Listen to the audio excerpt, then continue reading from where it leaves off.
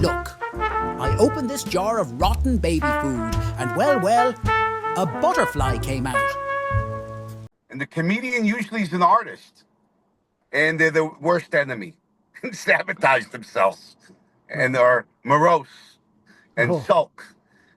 May as well dress in goth. Welcome to the Comedians in Elevators podcast. I've got my guest, Tommy Savitt. Is that how I say, Tommy? Yes. Introduce yourself and tell us a little bit about yourself. We're in a new elevator that's on the move. Yes. I'm a stand-up comedian, actor. I have a movie coming out this year.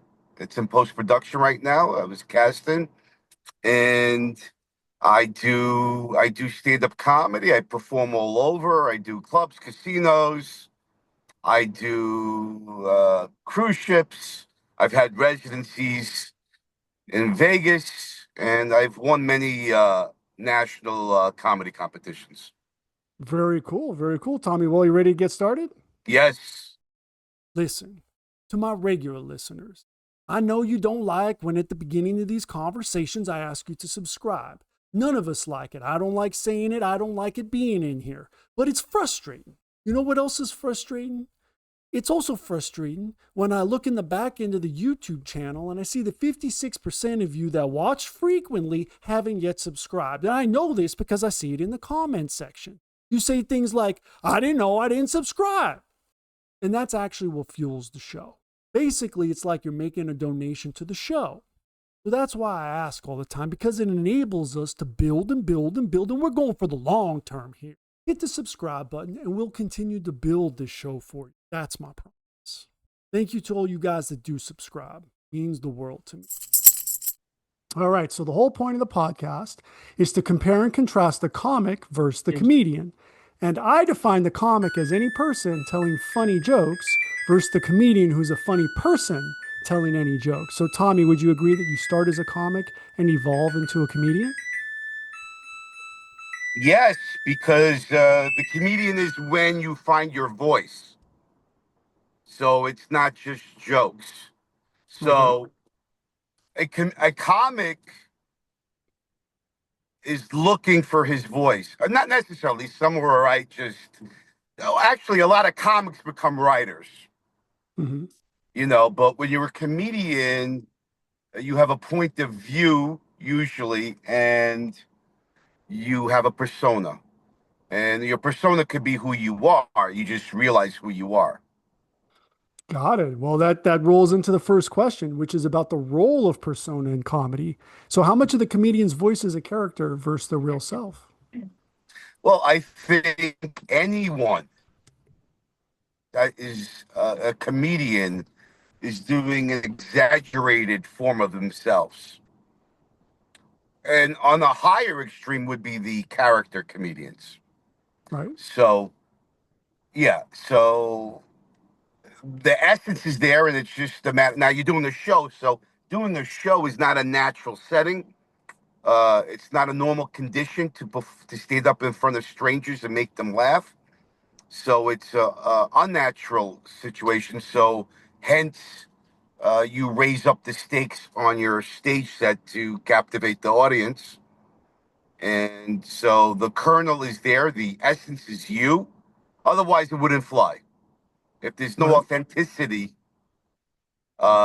people are not going to buy into you. So no authenticity, no magic. Is that what you're saying? You are correct, sir. All right.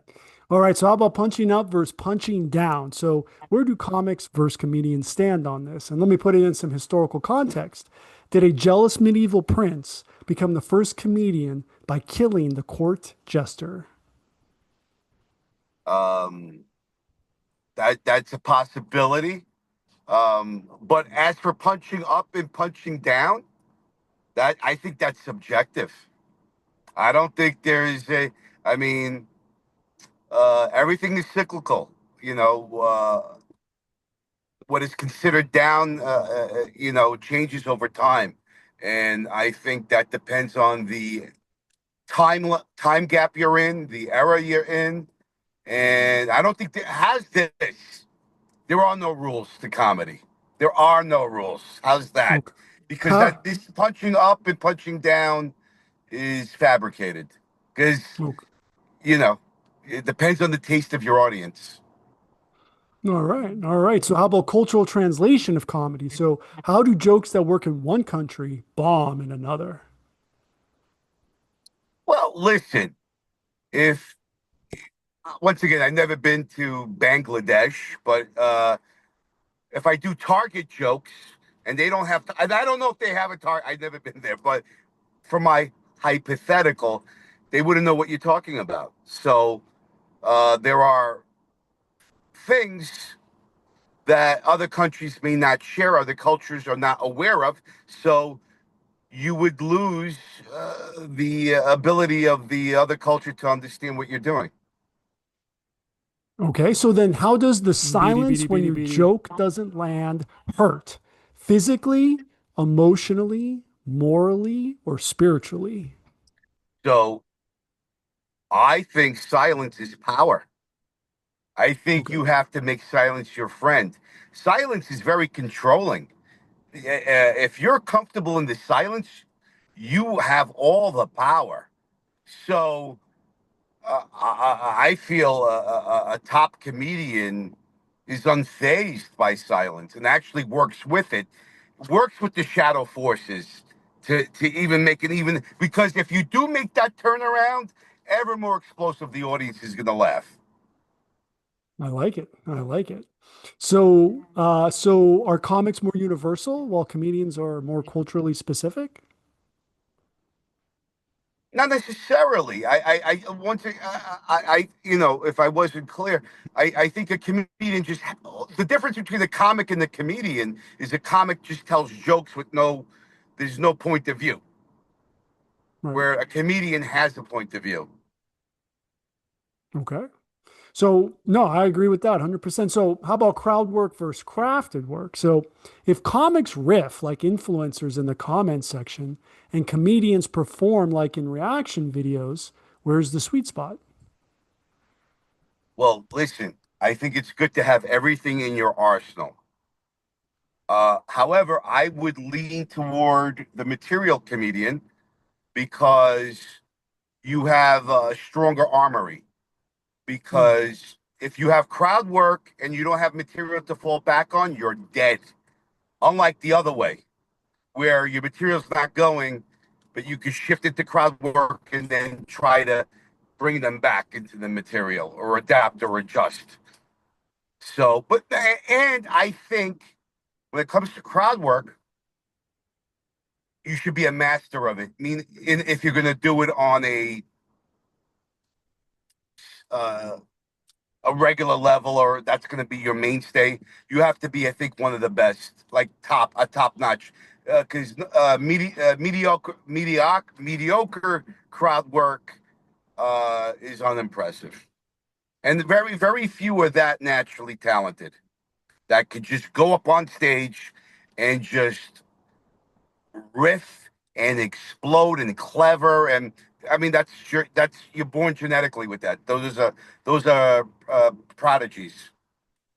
So, what happens when a comic leans too much into crowd work? So for an average comic that is not a master crowd work, I that's just a filler to me. And I think a lot of audiences, not all, depends where you go, that pay money to see you or pay good money to see you, feel like I could have stayed in my living room and had my friend Sal sit in the middle of it and start and banter, and they're disappointed. Right. There are many that like material, that come to see material, not BSing. So, crowd work's BSing most of the time. Is that right? Yeah, if that's your, yeah, usually, yeah, I think so. Yes, yes, I do. Yes, yes. Final answer. All right. Final answer, because Uh, I'm coming up with these formulations as I speak. of course, yeah. So, very important question: advertising and self-promotion. Who advertises themselves more? The comic, the comedian, or the magician? You know that place where you're not conscious and you're not sleeping either? That's your power bill to the electric company. right here. I want us to be here with free energy, where the Wardenclyffe Tower meets the Eiffel Tower. But that's not where we are. We are here, where you've got the utility and you've got residential solar.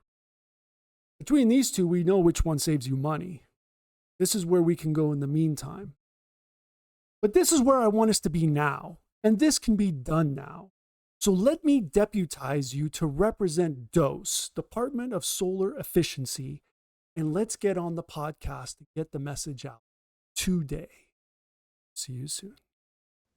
The magician advertises themselves the most. Because they really treat it like a business. I mean, if I had to rank, magicians in general have their stuff together as businessmen, and it's business. You know, I how passionate they are about their craft, that I don't know. You know, but in general, I would say that. And then the comic would be more the self-promoter, and the comedian usually is an artist, and they're the worst enemy. Sabotage themselves, and are morose and sulk. May as well dress in goth. Okay, well that's their shtick then, huh? Yeah. So then is self-promotion seen as selling out, or is it necessary for survival? You know, who cares if you're selling out if you own homes, right? Yeah. And cars, right? And you take, you know, it is what it is. But that doesn't mean you get the respect of your peers. Depends what's important to you. Your bank account or your emotional state. All right. Okay. Well, then how about censorship and offense? So, does a comic avoid offense while a comedian courts it to prove a point, like a magician? A comic would avoid offense, yes. A comedian it's not about being offensive or anything like that. If it's a derivative of what he's doing, too bad, so sad. All But right. you want to get your point across, and so, you know, like the saying goes, you have to break some shells to make an omelet. That's right. We're gonna keep cooking. So then, who survives better in the cancel culture environment? The comic, the comedian, the magician, or the mudslinger? Well, the magician, the magician survives everything. The magician is infallible. Hmm. The the mudslinger is in trouble depending on his status. Um, the higher you are in the hierarchy of comedy, if you have your, you have FU money. If you have FU money, you can't be canceled. So it depends. I think that's more of a status thing than anything. So everyone else is vulnerable unless you have enough money that you can withstand any beating and then give it back. I think that's how I would break it down. All right. The magician So wouldn't that get in trouble anyway, so it wouldn't matter. even if you saw someone in half and they can't put them back together? Well, I've never seen that happen. Fair enough. So timing and delivery, science or art. So do comics rely more on structure and comedians more on rhythm and emotion? I think both. I think both equal. I think Okay. both equal. To be successful in either of them, you have to have some capability in both those areas. All right. So laughter versus applause. So are comics chasing laughs and comedians chasing applause breaks or a primetime Emmy that validate the message? A primetime Emmy is a beautiful validation. So, but I don't think performers wake up yearning for that Emmy as a realistic situation happen. I'm sorry about that. That's all right. The elevator's in the basement now. Yeah. There we Hold go. on. Hold We're on. back. We're back in Okay, we're space. back. We're back. I had to All stop right. short. Yeah. So, Anyway, yeah. So, uh, what? Well, I'm sorry. What was the question again? Yeah, no, you pretty much answered it. So, Okay. how about comedy as commentary? So, when does a comedian cross into being a philosopher or a preacher? I think that's the style of comedy you do. I think that would go through I think that's the political comedian area.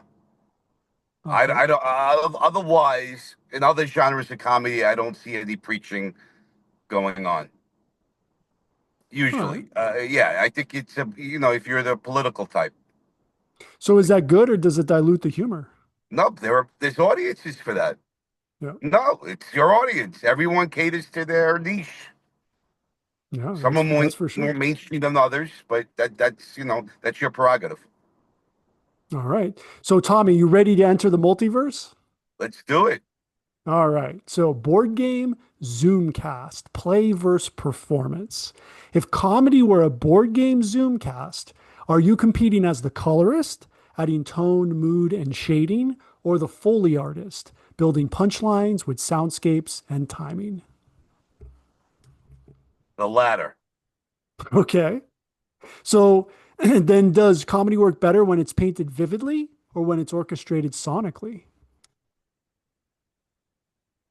I think I think we're all built differently. So I really think it depends what your aptitude is. So I think both styles are valid. And So, yin and yang, you're balancing both then. Is yes, that all yeah. right? Fair enough. So, here on the Comedians in Elevators podcast, we have a tradition where the previous guest asks a question for the next guest. And the previous guest was Laris Macario, sorry. And his question for you, Tommy, is which comedian had the greatest impact on your career?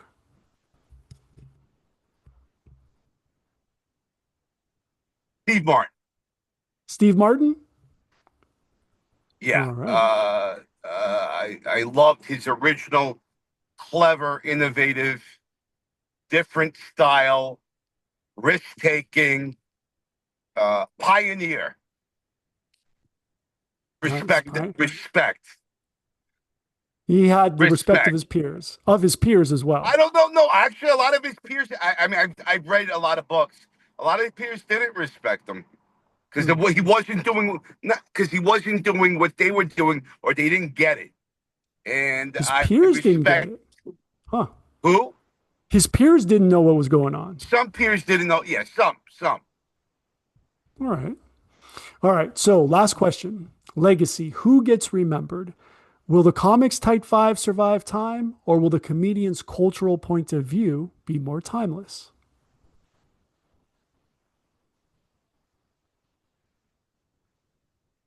I'm gonna go with the 5 minutes. Oh, mic drop. All right. I'm gonna go with the 5 minutes. All right. Makes sense. The cultural point of view, like, was Steve Martin have a cultural point of view? No, I don't think so.